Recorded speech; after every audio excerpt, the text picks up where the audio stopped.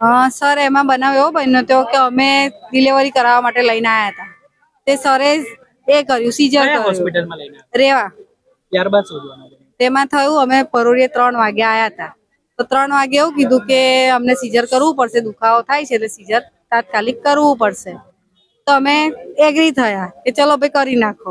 પછી 4:31 બાબો આવ્યો. પછી અમે એને લઈને પેટીમાં મૂકવા ગયા, કેમ કે બાબાનું વજન ઓછું હતું એટલે.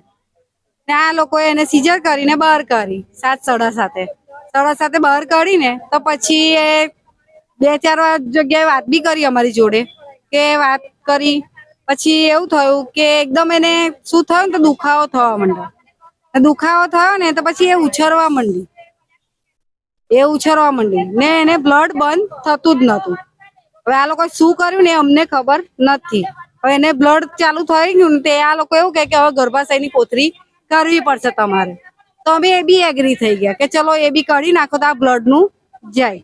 પછી કે હવે કે બ્લડ ચડાવવું પડશે. કે બ્લડ ચડાવ્યું તો અહીંથી ચડાવતા હતા ને અહીંથી એને નીકળી જતું હતું. બસ આ બનાવ બન્યો છે અમારી જોડે.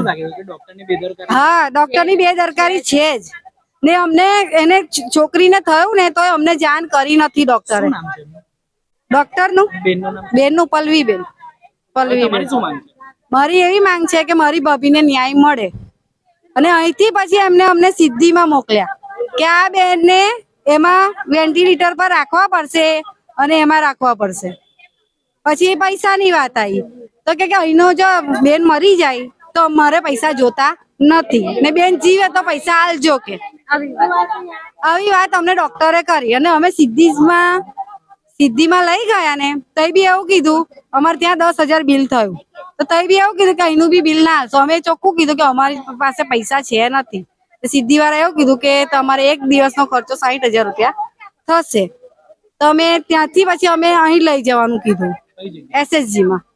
SSG માં આ ડોક્ટર નું એ તો જોઈએ લેટર પેડ. તો અમે એમને લેટર પેડ માટે બોલાયા હતા કે ના કે SSG માં લઈ જશો ને તો કે બેનને મરેલા જ આવશે કે કઈ જીવવાના નથી.